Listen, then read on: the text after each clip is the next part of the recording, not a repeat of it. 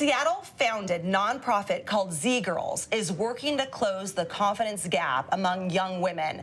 Joining me now is the founder, Jilyne Jarvis. Jilyne, thank you so much for being here. Thanks for having me. Happy to have you. For those that don't know, what is ZGiRLS? So I'll start with a little background about myself. I am an athlete. I grew up ski racing, and I went and competed in college, 7-time NCAA All-American, and then I raced for the national team. And if you had met me in middle school, you would have thought I had all the confidence in the world. I was extroverted and I was good at my sport. But inside, I had a lot of insecurity, a lot of self-doubt. If I wasn't standing on top of a podium, I was questioning, what is my worth in this world? And it wasn't until I started coaching girls that I realized this isn't a me problem. Every girl struggles with this, but no one's teaching girls how to build confidence, which is a skill. And these were scenarios that you were creating in your mind, things that were happening in your mind. Yeah, it's invisible. Your mind is invisible. No one knows what you're thinking, what I'm thinking. And so when you're struggling with self-doubt or insecurity, it's invisible to everybody else. And so you feel like there's something wrong with you. There isn't. We all have those thoughts. And so we teach at ZGiRLS really tangible, clear ways to build confidence in yourself and navigate that self-talk. Yeah, talk about the problem ZGiRLS is trying to solve. Yeah, so right around 14 in middle school, girls' confidence drops by 30%, and boys' confidence stays steady, and that creates a gap. We call that the confidence gap. And so ZGiRLS is targeting that exact age range to eliminate the confidence gap, because what happens when girls who don't have confidence grow up to be women who doubt themselves, who don't raise their hand, who don't speak up, who don't go for the job they don't think they're qualified for?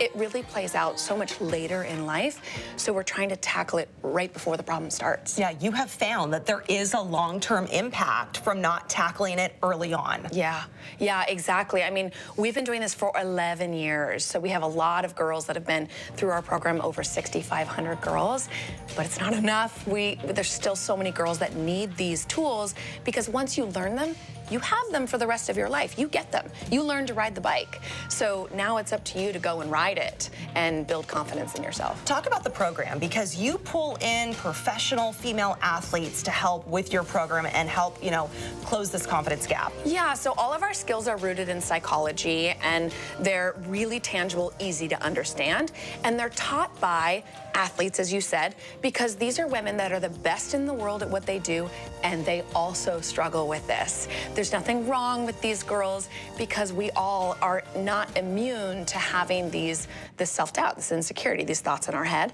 And so athletes have been the ones to really help bring it to life, but we're doing more, and we're launching something new. Okay, so tell me about that, because you've got some new tools to help reach even more girls. Yeah, so we have an online program that goes on 4 times a year.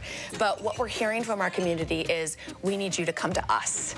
And so that's what we're doing. We're launching something called the Confidence Kit. And it's really a plug-and-play kit that we send to groups of girls that are already meeting. So this could be an after-school program, a sports team, you name it. Anytime a group of girls is together, we're gonna send them a kit that a female role model in their space can open up and teach these girls the same exact skills. So what does this kit look like? So in it is instructions for the facilitator and leader, materials for the girls, fun things to make it fun and exciting, because girls don't know they have a confidence problem, and so you have to make it really engaging, really fun, and really interesting so that they dive in and want to learn these skills. So expand a little bit more on the campaign. Yeah, so we're relying on our community to help make this happen. So we're a nonprofit, and so we want to make it accessible to any girl that wants it. And so 85% of our girls pay nothing to be in ZGiRLS. We want to maintain that. We've always had a 100% scholarship acceptance rate.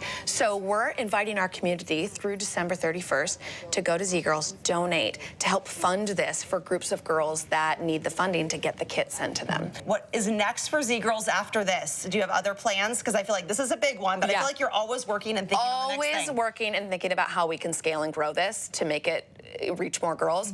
This is the first time in 11 years that I know we can reach hundreds of thousands of girls this way. Like, that is the trajectory we're on right now, and I'm like, let's do that and really focus on that. And there's free resources on our website at all times. We have parent downloads, we have videos, so we want to just get as much of this information into the hands of girls and their families, because confidence is a skill that you learn, but you have to practice it over and over again. Right. You know, it's just like doing a muscle. We're calling them confidence reps. Right. So like muscle reps, doing a bicep curl. Like, you have to put in the work day in, day out, because it's not something that you just learn and then you forget about it. Right. You have to actually build it as a muscle. Talk a little bit, too, about the athletes that are involved in ZGiRLS. Yeah. I mean, we've got some of our local athletes that are part of your organization. Totally. I mean, a name that everyone recognizes, Sue Bird. She's been involved in ZGiRLS from the very beginning, and we've done a couple camps with her and different activations. We've done camps all over the country with Lindsey, Vonn, who's another very big name. But a lot of our athletes, quite honestly, are local or even just sports you may not know about. We have rock climbers, and we have horseback riders, and you know, we have all these different sports and backgrounds that everybody can relate to, because we want every girl in our program to see a version of themselves in one of the teachers, in one of the people that are teaching this, because every girl is different, and we want to reflect that in the leadership that we have on our team. Representation matters.